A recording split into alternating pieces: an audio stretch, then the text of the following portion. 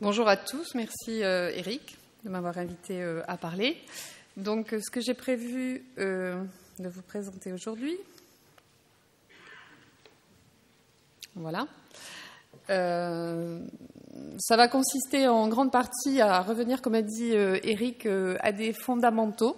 Donc je commencerai par faire des rappels sur ce qu'est l'azote en œnologie et son rôle. Ensuite, je parlerai de l'azote par rapport à la fermentation alcoolique, là encore en faisant une synthèse rapide des données bibliographiques qui sont très nombreuses sur ce sujet. Et puis, je rapporterai quelques résultats d'essais qu'on a pu faire au laboratoire. Je dirai pour terminer quelques mots rapides sur la fermentation malolactique.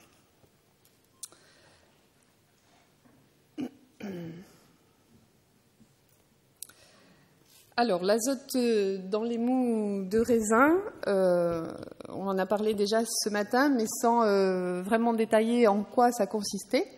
Donc, je voulais d'abord commencer en vous rappelant que l'azote dans le mou de raisin est présent sous plusieurs formes chimiques, 4 formes chimiques bien différentes que j'ai listées ici. Tout d'abord, l'azote ammoniacal, donc l'ion NH4+, qui représente en général une petite partie de l'azote total, 3 à 10%.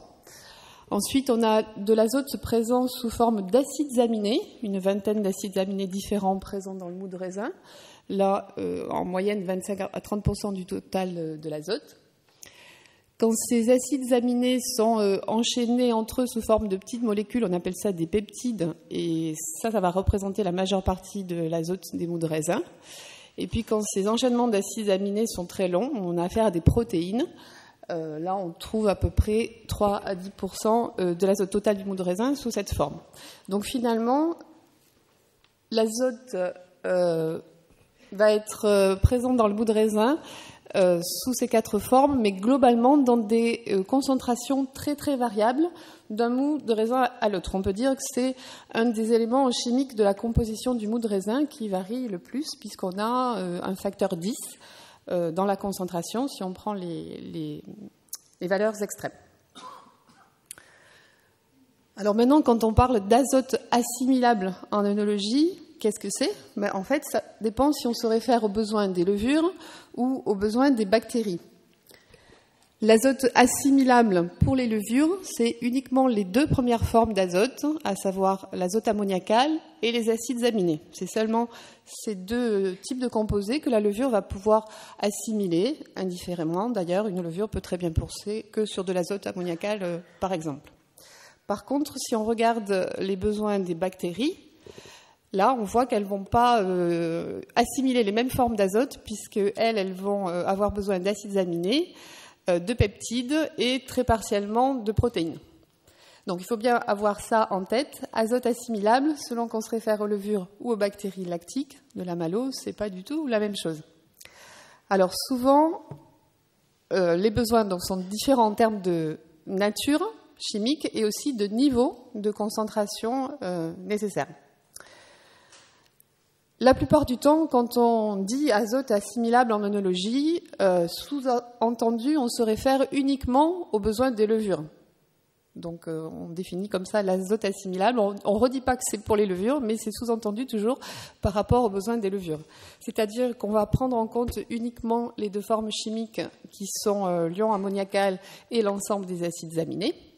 Donc, je vous ai remis les concentrations, les gammes de concentration qu'on peut trouver dans les mous de raisin, toujours la même gamme très large, et je vous ai mis ces concentrations en équivalent azote, c'est-à-dire on prend en compte que la masse de l'azote dans la molécule. Donc pour rappel, parmi les acides aminés, en conditions œnologiques, la levure va pouvoir les assimiler tous, sauf la proline en absence d'oxygène. Donc cet azote assimilable en œnologie, on peut le doser assez facilement de façon globale, alors notamment par une méthode qui s'appelle la formol-titration au formaldéhyde, qui est une méthode qui a l'avantage, même si elle n'est pas forcément très précise, elle a l'avantage de prendre en compte globalement toutes ces formes d'azote assimilables par la levure. Il y a d'autres méthodes. Dans le domaine de la brasserie, ça se fait à l'anhydrine, ça peut se faire maintenant par infrarouge. Donc c'est une mesure très utile et très pertinente pour connaître le niveau d'azote assimilable par les levures dans un mou de raisin au départ de la fermentation. Et on a une concentration exprimée en équivalent atomes d'azote par litre. Toujours dans les rappels des fondamentaux, à quoi sert l'azote pour les fermentations ? Eh bien, dans toutes les phases de fermentation, il y a une phase de croissance de micro-organismes. L'azote va être nécessaire pour la multiplication de la cellule, la reproduction de la cellule. En effet, que ce soit une cellule microbienne, levurienne ou bactérienne, l'azote va représenter en moyenne 5 à 10% de la masse totale de la cellule.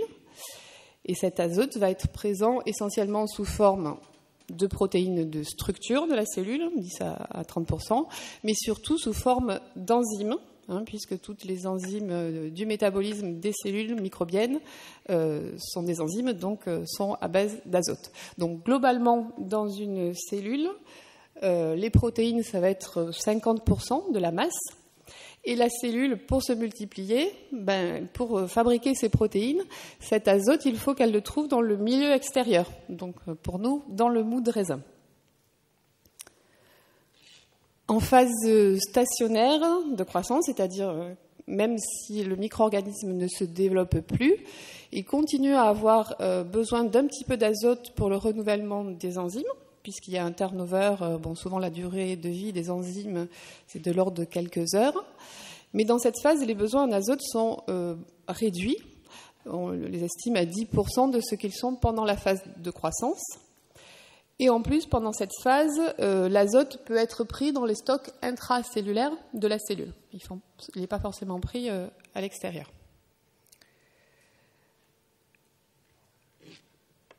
Alors, j'ai rappelé ici les conséquences d'un déficit en azote pendant les fermentations, que vous connaissez bien, je pense. Ça va être essentiellement des difficultés de fermentation, donc fermentation très ralentie, voire languissante, voire arrêtée, si on est vraiment dans des situations en carence d'azote. Et on peut avoir également, dans certaines conditions, des productions d'hydrogène sulfuré par les levures. On a souvent moins en tête les conséquences d'un excès d'azote dans les mous de raisin pendant les fermentations, ou les conséquences d'une quantité importante d'azote. Ce point-là est assez controversé. Il y a des résultats assez divergents dans la littérature, mais ce qu'on sait avec certitude, c'est que ça va impacter fortement le profil aromatique des vins. Alors, on trouve des choses un petit peu différentes, mais en général, on trouve qu'en excès d'azote, les levures vont produire moins d'alcool supérieur. J'ai mis plus ou moins parce que ça dépend des sources, mais le plus souvent, on trouve moins d'alcool supérieur. Et davantage de certains esters seulement, notamment les acétates d'alcool supérieur, qui fait partie des esters contribuant à l'arôme fermentaire. S'il y a un excès d'azote, il y a des risques accrus d'avoir formation de carbamate d'éthyle dans les vins, à cause de l'urée qui peut se former en plus grande quantité par rapport à l'azote résiduel. Donc le carbamate d'éthyle est un produit qui peut continuer à se former sur vin fini et qui est toxique. Toujours dans les conséquences d'un excès d'azote, dans ce cas-là, on peut avoir de l'azote résiduel sur vin fini assez important, et donc ça va présenter un risque d'instabilité microbiologique. Il y a des micro-organismes de contamination qui peuvent profiter de cette source d'azote pour se développer. Et puis il a également été montré que si en même temps on a une carence en acide pantothénique, c'est-à-dire une des vitamines du groupe B, on peut également avoir production accrue d'H2S, même un excès d'azote. Donc, après ces rappels basiques, je vais parler plus spécifiquement de la fermentation alcoolique. Et là aussi, je vais commencer par faire une synthèse de la bibliographie qui est très abondante à ce sujet. Ça fait longtemps qu'on s'intéresse à ce problème de l'azote, notamment pour la fermentation alcoolique, mais on n'a pas fait le tour de la question, visiblement, puisqu'il y a encore des publications qui sortent régulièrement. Alors, qu'est-ce qu'on trouve dans la bibliographie ? D'abord, il y a de nombreux essais de quantification des besoins des levures qui ont été faits. Et on trouve donc plusieurs valeurs qui sont proposées. Donc valeurs d'azote minimale nécessaires dans les mous de raisin pour assurer des fermentations de façon correcte. Donc je vous ai mis les exemples de valeurs proposées. Donc 130 mg par litre pour certains, une gamme de 140 à 200 mg par litre pour d'autres, 200 mg par litre. Donc toujours exprimé en azote encore pour d'autres. Bon, vous voyez que quand même on est dans une fourchette assez restreinte et tout le monde finalement s'accorde autour de valeurs assez proches d'azote assimilable minimum nécessaire. Ensuite, il y a d'autres travaux qui montrent que, en fait, si on donne à la levure davantage d'azote assimilable à consommer dans le mou, elle est capable d'en assimiler de grandes quantités. Elle peut en assimiler jusqu'à 500 mg par litre s'ils sont présents dans le mou de raisin. Ce qu'on trouve aussi de façon très claire dans la bibliographie, c'est qu'il y a une grande variabilité des besoins des levures en fonction des souches. On sait très bien qu'il y a des souches très demandeuses d'azote et d'autres beaucoup moins. Donc je vous ai mis les niveaux minimums en fonction des souches qu'on trouve dans la littérature. Donc certaines souches de levure vont se contenter de seulement 60 mg par litre, ce qui est très peu, et d'autres auront besoin d'au moins 250 à 270 mg par litre. D'autres travaux ont montré que sur le critère du maintien d'une vitesse de fermentation, le besoin des souches variait d'un facteur 2,5. D'une souche à l'autre, la quantité nécessaire varie d'un facteur 2,5. Il a également été montré de façon assez claire que les besoins des levures pour une souche donnée vont dépendre du contexte œnologique.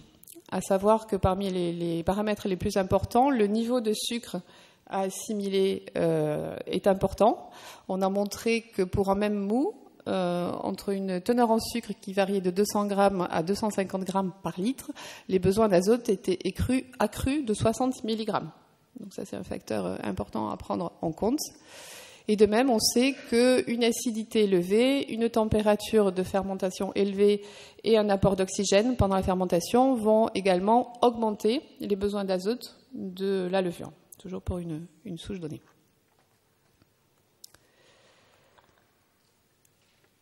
Alors maintenant, si on regarde en détail les conséquences d'une complémentation en azote assimilable pendant la fermentation alcoolique, et si on regarde d'abord l'effet sur la croissance, on trouve des choses assez divergentes.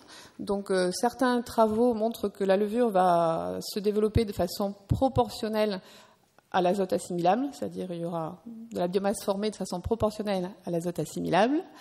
D'autres travaux montrent que l'effet va être visible uniquement pour les mous qui étaient carencés au départ. D'autres encore montrent que l'effet est nul si l'azote assimilable est ajouté en phase stationnaire de croissance, c'est-à-dire une fois que la levure a arrêté de se multiplier. Et d'autres travaux encore vont montrer que dans certains cas, on peut relancer une croissance de levure si l'azote est rajouté dans certaines conditions en phase stationnaire. L'effet sur la vitesse de consommation des sucres, maintenant, là aussi, il n'y a pas vraiment de convergence dans les résultats de la bibliographie. Parfois, on trouve que cet effet est plus marqué que l'effet sur la croissance. Parfois, on trouve l'inverse. Parfois, on trouve une relation linéaire entre la vitesse et la complémentation d'azote assimilable, et parfois une relation exponentielle. Et enfin, sur le moment de l'apport également, on ne trouve pas toujours les mêmes résultats dans la littérature. Le plus souvent, on trouve qu'il est nécessaire d'apporter l'azote assimilable pendant la phase de croissance des levures, qui est en général pendant le premier tiers de la fermentation alcoolique. Dans certaines conditions, à condition d'aérer au même moment, on peut trouver un effet positif à apporter de l'azote assimilable en début de phase stationnaire. Donc vous voyez, il y a quand même des résultats relativement divergents. Alors, encore un rappel, oui, l'azote assimilable donc, qui se trouve à l'extérieur de la cellule, dans le mou de raisin, que ce soit sous forme d'acides aminés ou de diammonium pour la levure. Cet azote, il doit être intégré dans la cellule, il doit rentrer à l'intérieur de la cellule. Donc cela se fait via des transporteurs que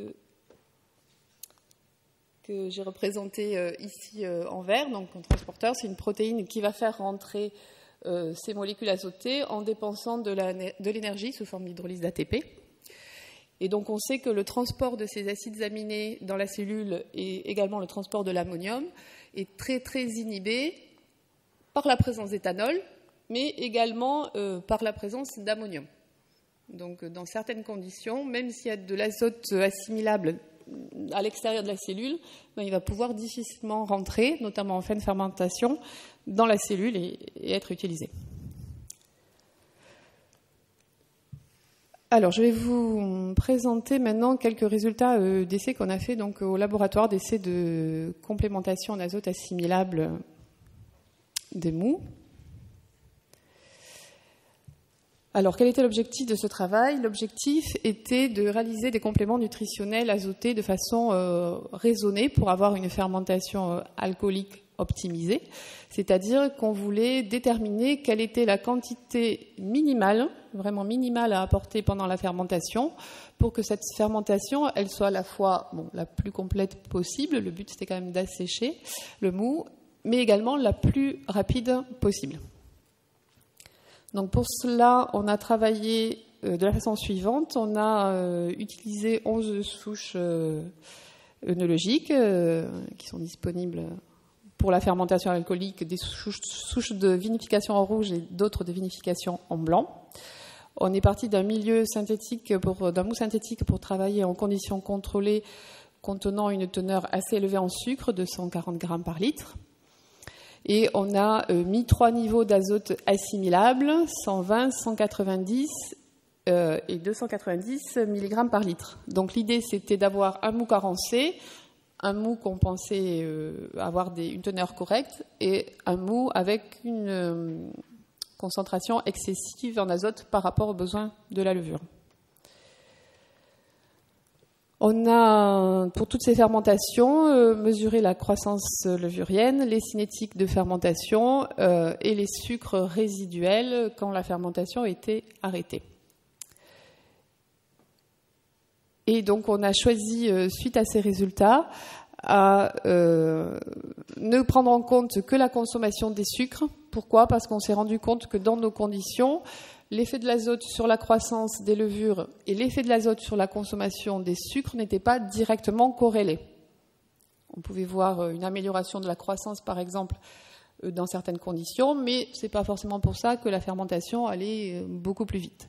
Donc, on s'est uniquement intéressé aux critères consommation des sucres et on a calculé dans chaque cas la quantité d'azote consommée qui donnait la fermentation la plus rapide avec un niveau de sucre résiduel minimum. Une fermentation où il y avait moins de 2 grammes de sucre résiduel. Donc ça a été notre critère. Alors, qu'est-ce qu'on a trouvé? Donc, je vais vous présenter les résultats pas en détail, mais de façon globale. On a trouvé que pour 5 souches sur 11, donc plus ou moins la moitié, l'azote, la complémentation en azote stimulait la fermentation.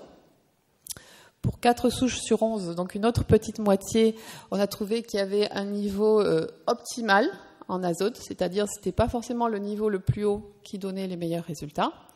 Et pour 2 souches parmi les 11 testées, on a trouvé qu'il n'y avait pas d'effet du tout de l'azote rajouté, c'est-à-dire le niveau minimum était suffisant. Donc ce sont 2 souches qui de toute façon étaient connues pour avoir des besoins faibles en azote. Donc sur la consommation des sucres, on a trouvé que la différence entre les souches se faisait davantage sur les sucres résiduels que sur la vitesse de consommation. En clair, dans certains cas, la fermentation pouvait s'arrêter un petit peu plus tôt que dans notre cas, en fonction de la teneur en azote. Et finalement, donc, on a pu, avec ces critères-là, et en mesurant l'azote consommé, calculer pour chaque souche le niveau d'azote minimum pour réaliser une bonne fermentation, comme je l'ai expliqué. Donc, on a vu que selon les souches, cette valeur allait de 0,6 à 1,1 mg d'azote par gramme de sucre consommé.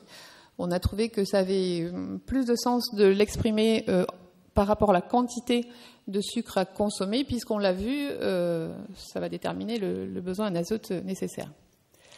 Bon, donc on retrouve cette variabilité entre 0,6 et 1,6 mg d'azote nécessaire par gramme de sucre consommé selon les souches levuriennes.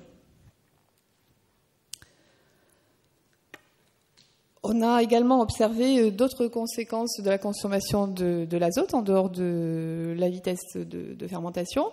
Donc, dans notre cas, on a observé que dans toutes les fermentations, l'azote était uniquement consommé pendant la phase de croissance. Dès que la levure s'arrêtait de se développer, même s'il restait de l'azote dans le milieu extérieur, elle ne le consommait plus. Cet azote consommé, il est également proportionnel à la quantité que l'on met au départ d'azote. Et l'azote résiduel qui va rester à la fin est également proportionnel à la quantité que l'on met au départ. C'est-à-dire plus il y a d'azote, plus la levure va en assimiler, mais aussi plus elle va en laisser dans le milieu extérieur pour les concentrations élevées.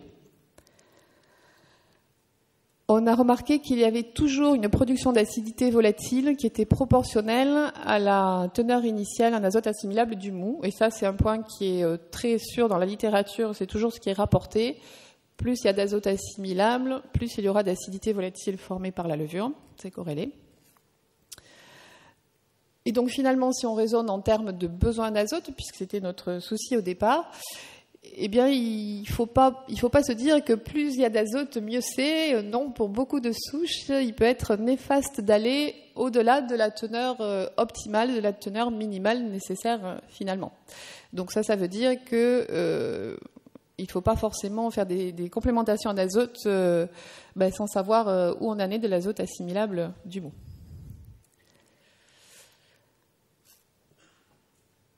Alors pour terminer, je vais juste dire un mot de la fermentation malolactique. En fait, sur la fermentation malolactique, on sait beaucoup moins de choses par rapport aux besoins en azote.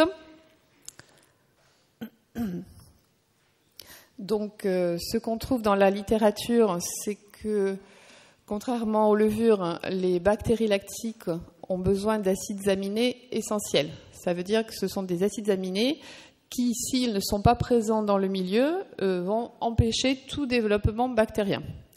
Donc sur les 20 acides aminés disponibles dans les mous de raisin et dans les vins, pour la plupart des souches, même pour toutes les souches de bactéries lactiques, entre 9 et 13 sont essentiels. Donc à peu près la moitié sont essentiels. Ce qui est rassurant d'un côté, c'est que les quantités nécessaires sont très faibles. C'est souvent de l'ordre du milligramme par litre. Donc ces acides aminés doivent être présents, mais en très petite quantité pour que la bactérie puisse se développer. En dehors de ça, parallèlement à ça, les bactéries ont l'aptitude à hydrolyser les peptides. Rappelez-vous, les peptides sont une source d'azote assimilable pour les bactéries. Et étant donné la teneur en peptides des vins, la plupart du temps, les besoins en azote des bactéries vont être couverts, même s'il n'y a pas tous les acides aminés présents, par l'hydrolyse des peptides que peut faire la bactérie. Donc, juste un mot sur la co-inoculation levure-bactérie, donc qui se pratique de plus en plus pour une meilleure gestion de la fermentation malolactique. Donc, du point de vue de la nutrition en azote, est-ce que c'est mieux ou pas la co-inoculation par rapport à la malo post-fermentation alcoolique? Donc, les éléments positifs post-fermentation alcoolique, c'est que les levures, en fin de fermentation, c'est connu, vont relarguer des acides aminés, des peptides et aussi quelques vitamines qui peuvent servir à couvrir les besoins de la bactérie. Mais d'un autre côté, il va y avoir des éléments inhibiteurs qui vont être présents si on fait la malo post-fermentation alcoolique, à savoir qu'il peut y avoir des carences en d'autres éléments nutritionnels que ceux précédemment cités. Et puis aussi, on sait qu'il y a des composés, notamment des métabolites levuriens fortement inhibiteurs, qui vont être présents à ce moment-là et qui, bien souvent, vont avoir un effet négatif supérieur à l'effet positif. Donc, ils sont l'éthanol, notamment les acides gras, le SO2 et d'autres métabolites levuriens. Alors, pour conclure, pour faire une synthèse de ce que j'ai dit, je dirais que par rapport aux besoins en fermentation alcoolique des levures, il y a une grande variabilité des souches par rapport aux besoins d'azote assimilables. Donc ça, ce sont des caractéristiques des souches qui sont connues pour les souches œnologiques, donc auxquelles on peut avoir facilement accès. Même si c'est vrai que dans la plupart des cas, une concentration en azote assimilable autour de 150 mg par litre semble être optimale pour la plupart des situations. Attention aux excès d'azote, on l'a vu, ça peut avoir des conséquences négatives en termes de fermentation, mais aussi sur les conséquences indirectes. Donc, moi, ce que je préconiserais, c'est de ne pas faire de complémentation en azote assimilable sans savoir où on en est au départ sur le mou de raisin. Est-ce qu'on a un mou carencé ou pas, où est-ce qu'on en est? C'est relativement facile à faire, donc il ne faut pas s'en priver. En ce qui concerne la fermentation malolactique, en fait, on est beaucoup moins avancé dans nos connaissances par rapport à la fermentation alcoolique. Et finalement, le besoin et le comportement des souches vis-à-vis de ce critère restent assez mal connus. Donc, je vous remercie de votre attention.